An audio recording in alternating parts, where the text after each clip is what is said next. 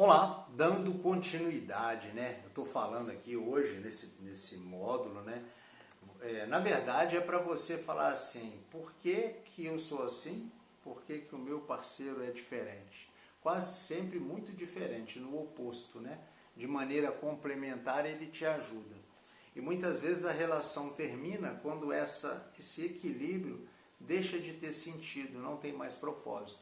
Seja porque um evoluiu, seja porque o outro não acompanhou, enfim. É muito interessante, que eu sempre falo, né, que quando termina um relacionamento, é preciso você tirar um ensinamento. Né? A maior parte do sofrimento, do fim do relacionamento, é quando você não tira o ensinamento daquilo. É quando você não toma consciência do que aconteceu. E muitas vezes a tomada de consciência parte do princípio de que você se assenhorou de uma parte que você não dava conta da sua personalidade. Mas vamos lá, vamos devagar. Bom, o sistema tipológico, dizendo assim, o que classificava as pessoas, o mais antigo seria a astrologia. Sim. Você vê que lá na Mesopotâmia, né, com os caldeus, tinha a ideia de dividir, né, esse sistema em 4 elementos. Sempre tem uma coisa quaternária. Lembra o 4, né? O Jung não vai fugir disso, não. Lá era terra, fogo, água e ar. Se você for ler alguma coisa, você vai ver esses 4 elementos aí, que era já na astrologia uma forma bem rudimentar de classificar as pessoas. Eu fiz anotações aqui. Os signos estão relacionados a esses 4 elementos. Então, por exemplo, pertence ao elemento ar, né? Os signos Gêmeos, Libra, Aquário. Ao elemento fogo, os signos Áries, Leão, Sagitário. Ao elemento água, os signos Câncer, Escorpião e Peixes. E ao elemento terra, os signos Touro, Virgem e Capricórnio. Com isso nós percebemos o quê? Percebemos uma necessidade de classificação das pessoas. Lembra do quaternário? Dessa coisa do 4? Guarda que esse 4, ele em várias filosofias, em várias situações, ele aparece novamente. Né? Muito bem.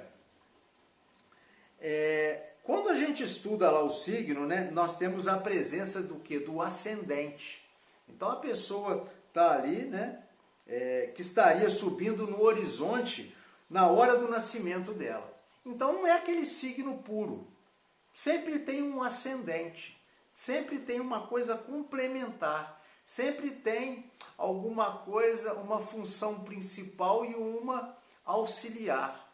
Guarda isso também. Tá? Depois eu vou voltar nesse exemplo. A medicina grega, né? Você está achando que os gregos cuidavam da pessoa com tomografia computadorizada, antibióticos, né? Mapeamento genético? Não. Né? Hipócrates, né?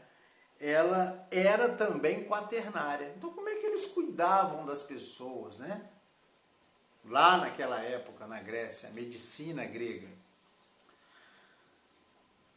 Ela baseava-se nas secreções do corpo, que eram 4, né? Que era o fleumo, o sangue, a bilis amarela e a bilis negra. Olha só, de novo, 4. Então, qualquer desequilíbrio nessas secreções ocasionava as doenças. De novo, a questão quaternária lá na medicina grega, né? Mais tarde, os 4 temperamentos, né, derivou do seguinte: o fleumático, o sanguíneo, o melancólico e o colérico, né? Então, sempre, seja na medicina grega, seja nos signos do zodíaco, seja os 4 elementos, né? Terra, fogo, água e ar, seja os signos chineses, seja a grafologia, enfim, sempre na história, teve essa necessidade de quê? De classificação. E sempre essa coisa quaternária dos elementos. Pode olhar, sempre tem aí o 4, né? O 4. Muito bem. Eu falei da leitura das mãos, né? Eu falei da grafologia, né? Enfim, isso tudo por uma necessidade da pessoa tentar saber por que o outro é diferente de mim. Por que eu sou diferente dele? Por que ele é semelhante a mim? Não é? Aí você fala, igual eu falei, né? Nossa, essa pessoa, a gente tem uma afinidade, né? É disso que eu vou falar. Eu falei disso tudo para fazer um apanhado, né? Histórico até, para você entender que isso, desde os tempos mais remotos, é uma necessidade, né? É uma necessidade de quê? De compreensão do ser humano. Porque foi percebido desde os primeiros momentos que essa compreensão do ser humano fazia com que eu pudesse me relacionar melhor ou prever o que ia acontecer. Igual eu falei, né, com você, se você não soubesse que leão chama leão, mas se eu falasse para você, olha, esqueci o nome, rapaz, como é que é? Amarelo grande, forte, musculoso, pelo no pescoço. Ah, rapaz, é o leão, é perigoso. Não vai mexer com ele não, né? Entendeu? Então, por quê? Porque o cara lá, o desavisado lá das cavernas saía, né? Falava assim, ó, tem um animal aí, rapaz. Eu não sei te falar como é que ele chama não, mas ele tem uns pelos no pescoço. Cuidado com ele, hein? Cuidado. Você leva uma pedra, leva um pedaço de pau, corre quando você vê, enfim, para prevenir, né? Para prevenir. Estou falando disso, estou lembrando aqui, fugindo um pouquinho, mas acho que está dentro do tempo. As pessoas falam assim para mim, ô Marcos, me diz uma coisa. Sujeito sedutor, sujeito eloquente, sujeito tem um bom papo, mente de vez em quando, não sempre. É aquela história, né? Papo de psicopata, jeito de psicopata, boca de psicopata, olho de psicopata, mentira de psicopata, sabe? Impulsividade de psicopata é o que, Marcos? É psicopata. A pessoa fala, Marcos, não acredito, mas não é que o fulano era psicopata? Outro dia atenderam uma pessoa e falou, Marcos, você estava certo o tempo inteiro, era um psicopata. Né? O sujeito tinha 4 mulheres. Cada lugar do Brasil ele explorava uma. Uma dava moto, a outra dava dinheiro, a outra abria empresa, a outra fazia isso. Ia migrando, né? Naquela atitude parasitária, sempre extorquindo, sempre drenando alguma reserva ali, seja emocional, financeira, enfim, de todo tipo. Então, o que você precisa entender com isso? Você precisa entender que cada um usa a sua arma, tá? O Jung, né, afirma o seguinte, né, que um leão utiliza suas patas para caçar e um crocodilo sua cauda. Não é o contrário, pô, né? E aí, da mesma maneira, tendemos a utilizar nossa melhor habilidade para nos colocarmos no mundo. Né? Onde eu moro aqui é uma reserva florestal, né? Então tem muito bicho, vocês sempre estão escutando algum bicho aí. E aqui tem um lagarto, né? Rapaz, o lagarto, quando ele se sente acuado, ele vai usar o quê? O rabo dele, a cauda, que é uma foice. Então, cada um de nós, né, o leão vai caçar, né, o leão vai usar suas patas, aquela garra ali, né, para te prender. O jacaré, o crocodilo, a sua cauda. Você, por exemplo, aí eu já vou entrando já no Jung, vai usar a extroversão. O outro vai usar a introversão. Tem o jeito certo, Marcos? Não. A pessoa fala assim, mas por que você ficou com aquela pessoa? Por que você casou com ela?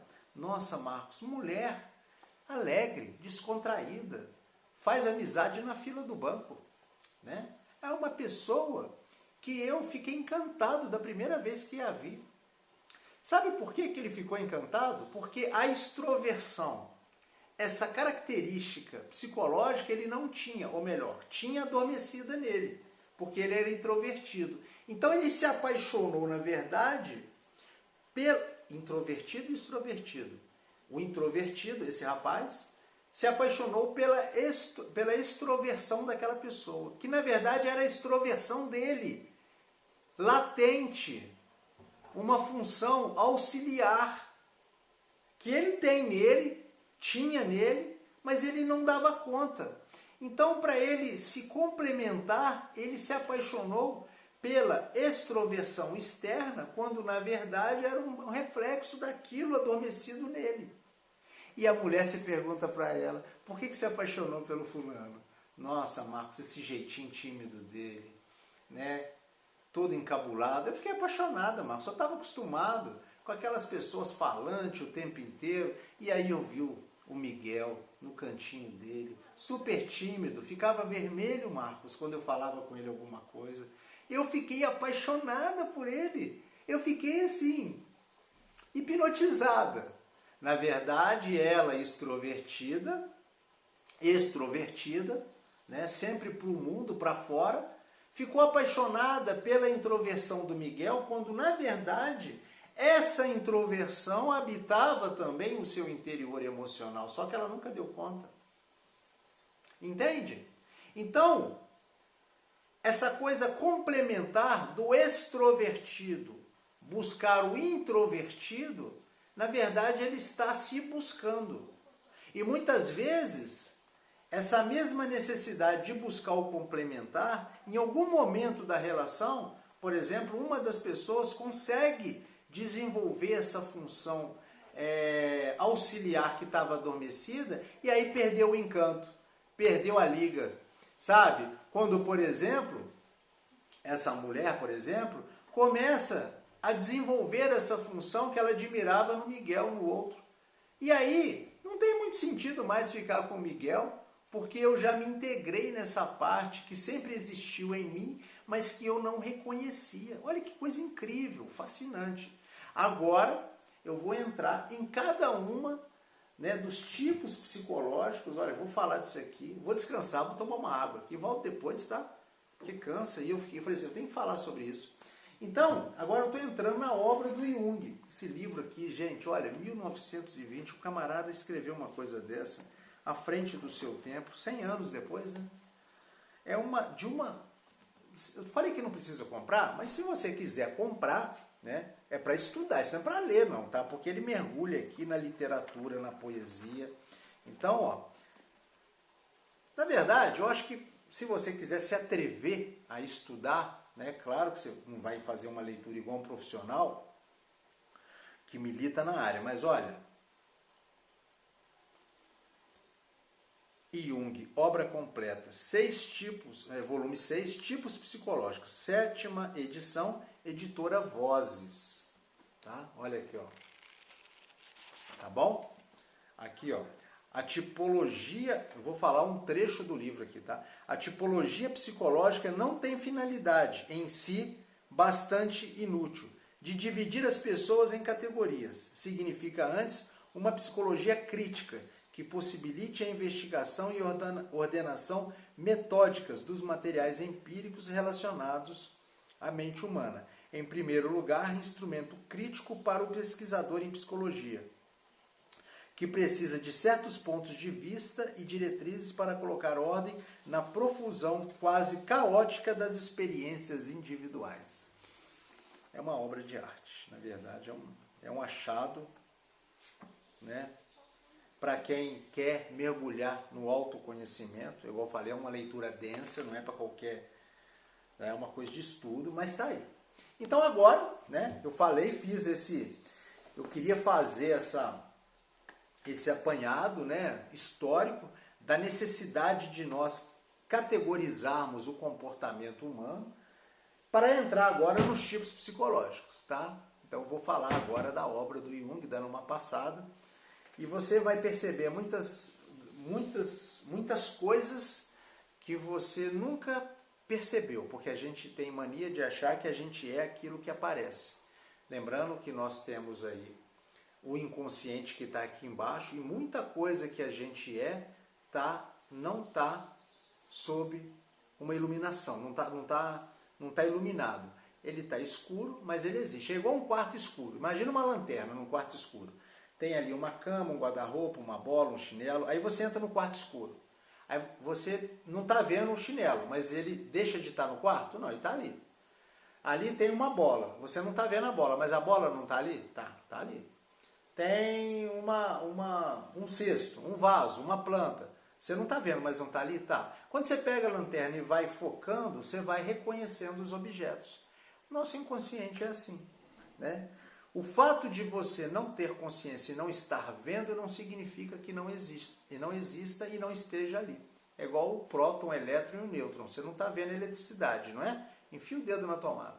Você vai sentir ela. Você não está vendo o sol, mas fica num dia ensolarado, no verão, sem protetor solar. Você vai ficar tudo arrebentado, né? Tudo esturricado. Então, isso vai fazer você entender que para existir, você não precisa necessariamente estar vendo ou ter consciência. Por isso que o relacionamento começa a dar tanto problema, porque você precisa do relacionamento para fazer uma leitura daquilo que está dentro de você. Daqui a pouco eu volto, eu vou descansar, tá bom? Você também descansa e a gente vai falar sobre os tipos psicológicos. Foi bom te ver, até mais.